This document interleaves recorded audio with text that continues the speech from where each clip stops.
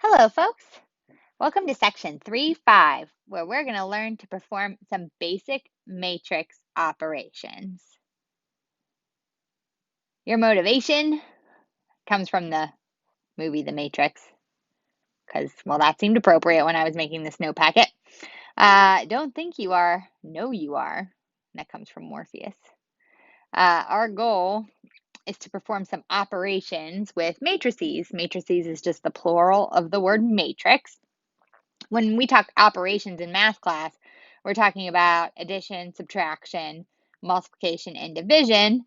I will let you know we never really divide matrices. We actually use something called the inverse, and that comes at us in section 3.8. But we are going to add and subtract, do some scalar multiplication today, and matrix multiplication today as well.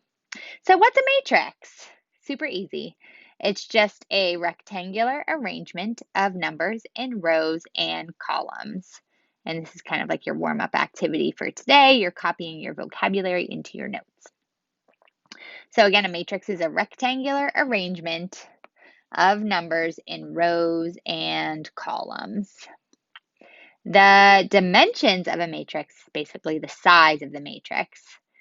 The dimensions of a matrix with m rows that are horizontal, like you row a boat. So I always think if I'm looking at a matrix, you know, the horizontal lines are my rows. And you might think of Roman columns when you look at a matrix. Those are your vertical arrangement of numbers. So we have the dimensions of a matrix with m horizontal rows and n vertical columns can be written as m by n. In other words, we always write dimensions in terms of rows by columns. The elements of a matrix are just the numbers and the variables in a matrix. And I think a lot of you would be surprised to realize how many times we actually use matrices in daily living. Really, anytime you go into McDonald's and you look up at that menu, you know, maybe it's arranged into small, medium, large, extra large, biggie size, but you're looking at a big arrangement of numbers in rows and columns when you look at that menu. Or, you know, when you go up to a gas station and you look straight up at the board that has the prices that they post on the side of the road, that's really just a matrix. You know, it's got maybe 3 or 4 rows, depending on if they have diesel or, you know, Ultra 93 unleaded or whatever it is. But you may have, you know, 4 rows in one column of numbers. So we actually use matrices quite a bit in daily living, and you probably never even realized it. So, for instance, let's talk about what a matrix might look like in math class. You know, we might have something simple, and you can add this example into your notes. You know, something simple, maybe like, I don't know, 3, 2, 1, 7, 8, 9, 4, 5, 6. And you can have, you know, any number of elements in there. But all of these things right here are what we call elements of our matrix. So all of these individual numbers, like the 3, the 2, the 1, the 7, the 8, the 9, the 4, the 5, the 6, those are all elements. When I look at the size of this matrix, you'll see that we have 1, 2, 3 rows that go across. So this matrix has 3 rows. As far as columns are concerned, those are always your vertical pieces. And this matrix also has 3 columns. So for that reason, we can see that this matrix is a 3 by 3 matrix with regard to its dimensions. So it's just a rectangular arrangement of numbers. Okay, so the first thing we're going to go ahead and do is take care of adding and subtracting matrices. To add and subtract 2 matrices, we simply add or subtract corresponding elements. And you can think back to corresponding angles in geometry class. If you have corresponding elements, they're just the elements that would land right on top of each other if I picked up one matrix and plopped it on top of another one. Just like when you do corresponding angles in geometry, if you took your bottom 4 angles and plopped them on top of the, top 4 angles in your 2 lines cut by a transversal, the angles that landed on top of each other, we called those corresponding angles. Well, super similar here. Fun fact, we can only add or subtract matrices if they have the exact same dimensions. So they have to be the same number of rows and the same number of columns. So if you take a look at how we add matrices, here we have a 2 by 2 matrix and another 2 by 2 matrix. So they're the exact same dimensions. And then quite frankly, to add these two matrices together, we would add the element in the first row and first column of the first matrix to the element in the first row, first column of the second matrix to get the sum that we would write down in the first row, first column of our sum matrix or our answer matrix. And then we would just continue doing this for all of our corresponding elements. So for instance, B and F correspond in position because they're in the first row, second column. And to get the answer that appears in the first row, second column, we would just add B plus F. Same thing would happen if I wanted to figure out the value of the second row, first column. So to find the value of the second row, first column, I have to add each of the elements in the second row, first column. So I added C plus G to get the sum element for the second row, first column there. And then last but not least, to get the element for the second row, second column of my sum matrix, I just have to add the corresponding elements that exist in the second row, second column of each of the two sort of separate matrices there on the left side of the equal sign. It works the same for subtraction. You just have to subtract your corresponding elements. So in our first row, first column, we would see A minus E. In our first row, second column, you would see B minus F. In our second row, first column, we would have to do C minus G. And then last but not least, to get the second row, second column, we'd have to do D minus H.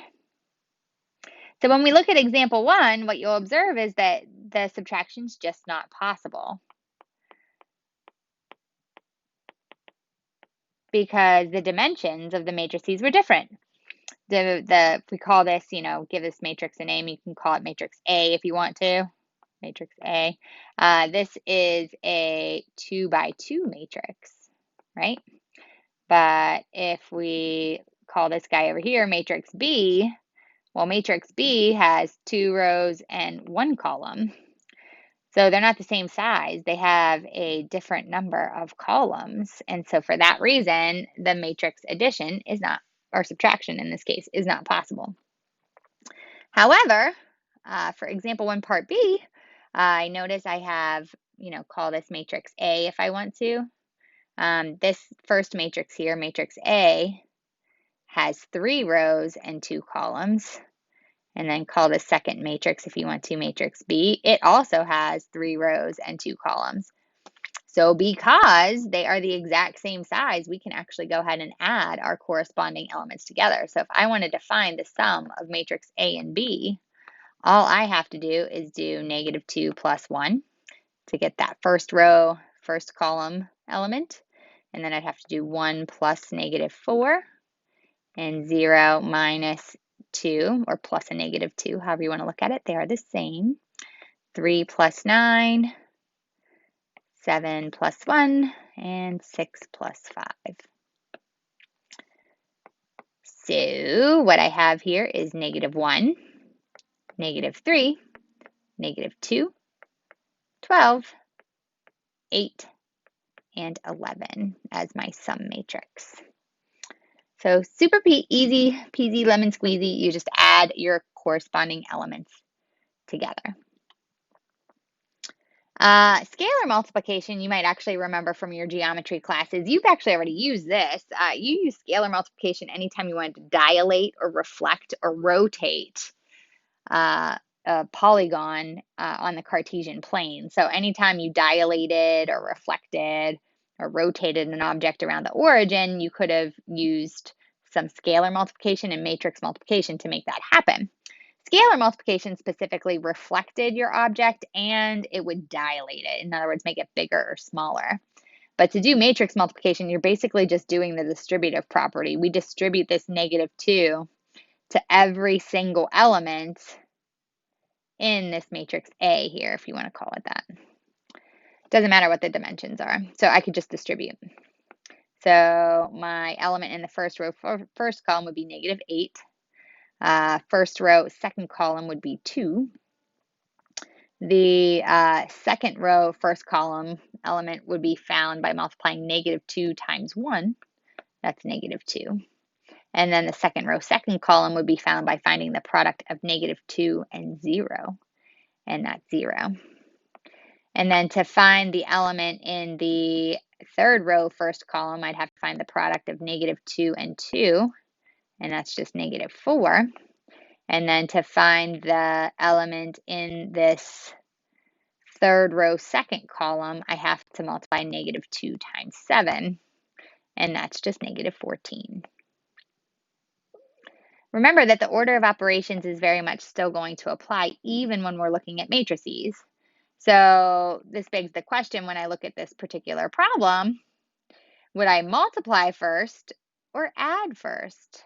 And you're all super smart, and we did chapter 1 with some great ease there in the beginning of the year. Yeah, you do have to multiply before you add. So we're going to do our scalar multiplication first by distributing your 4 in, and then we'll add the resulting matrices together. So we would do, first matrix is going to be -8, -32, 20, and 0. And then I'll bring down this, matrix B over here, this second matrix. And then I add my corresponding elements together. So I would add -8 and -3. -8 and -3 is -11. And then I would add -32 and 8. So that would be what? -24. And then I would add, 20 and 6, and that's 26. And then last but not least, I'd add 0 and -5, and that's -5. So that's our matrix there. It's our answer matrix, you could call it. So what if we don't know one of the elements? What if they throw an X in there? So this is an application of the skills that we just talked about, and it's a step-by-step process. So please make sure you write each of the steps down so that you can go ahead and successfully complete the independent practice and the practice problems that follow the section.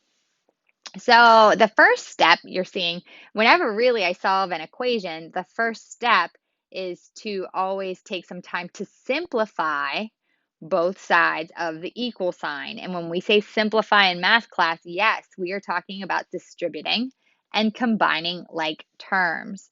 So I would go ahead and step 1, simplify by distributing and combining like terms. So what you're going to see here is that I distributed this 3 to matrix A, this first matrix right here, and then I distributed this 3 to this matrix B right here. So I went ahead and I distributed that in. The result of that was, for matrix A, we would take 3 times 5x, and that's 15x. 3 times -2 gives me -6. 3 times 6 is 18. 3 times -4 is -12.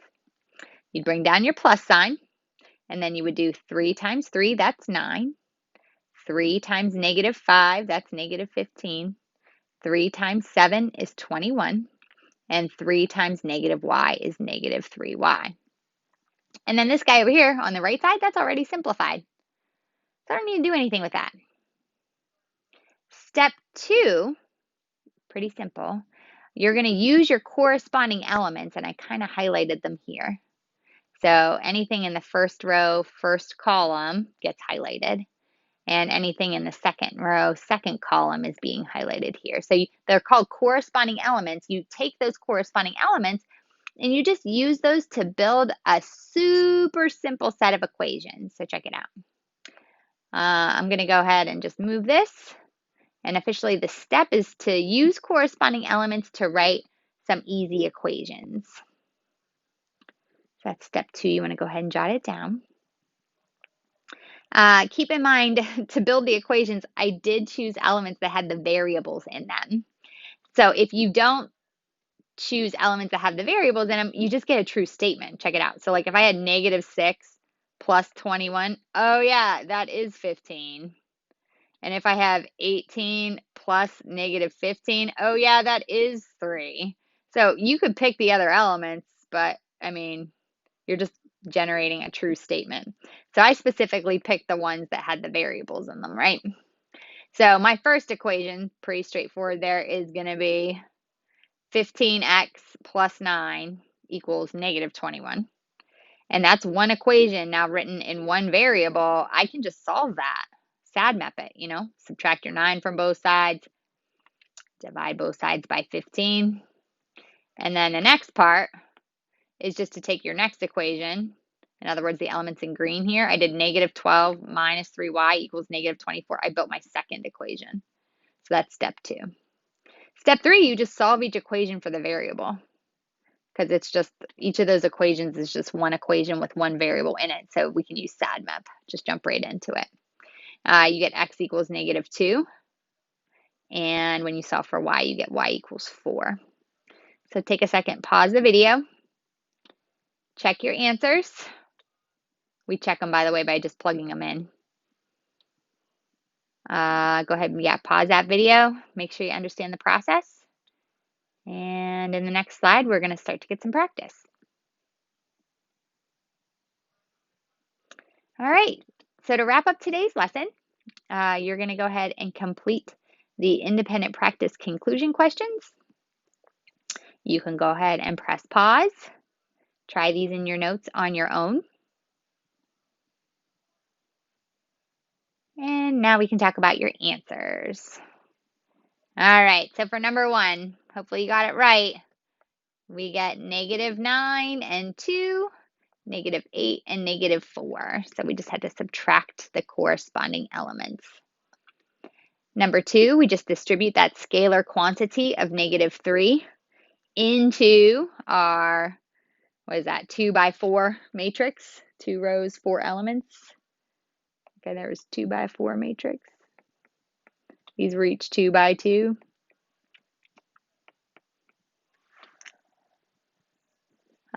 So you get 3, negative 9, 6, negative 12.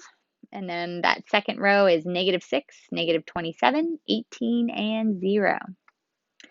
And then lastly, for this last little independent practice problem here, I did run through all the steps. Your final answers, x is 5 and y is 6. But step 1, you simplify both sides of that equal sign. Because variety is the spice of life, we always distribute and combine like terms. I did take a moment to just add these two quantities together. So adding these two things together, I got like negative 3x plus 9. And then 4 and negative 5 gives me negative 1. And then negative 1 and negative 4 gives me negative 5. And then y plus 3 gives me y plus 3. Then I just brought down the negative 2 in front. And the matrix on the right, nothing can be done there. There's nothing to distribute or combine like terms, so it just came down here for the ride. Not done simplifying yet because I didn't distribute. I have to distribute the negative 2 into that whole 2 by 2 matrix on the left side. So to do that, you're going to see that I took some time to distribute -2 to the -3x plus 9. Kind of looks like this if you don't dress it up. -2 times -5 is 10, which makes sense because it's supposed to be 10. And then -2 times -1 is 2, which makes sense because it's supposed to equal 2. And then -2 times y plus 3 is just -2 times the quantity of y plus 3. So that was me just simplifying more or less that left side of the equal sign. In step 2, we always use our corresponding elements to build some easy equations. So I did that. You see I highlighted in red here. -2 times the quantity of -3x plus 9 does line up with 12 because they're both in the first row, first column. So I set those two things equal to each other and I solve for x. And then the second row, second column has the element of -2 times the quantity of y plus 3. And then the second row, second column on the right side of the equal sign is -18. So I set what's on the left side of the equal sign equal to what's on the right side of the equal sign, and I solved for y, and I got 6. The last step is to check, right? And you can always check these by just plugging them back into your original matrix equation. You can always run through this in your head if you want to. It's up to you really. For instance, if I'm checking the value of x equals 5, so I know 5 times -3 is -15. -15 plus 9 is -6 times -2 would give me 12, so that works. And then if I check y equals 6, so this has to be 6. 6 plus 3 is 9. 9 times -2 gives me -18. So that's always a viable solution with regard to checking your work. All right, this concludes section 3.5, our initial exploration into matrix operations. Next up is matrix multiplication.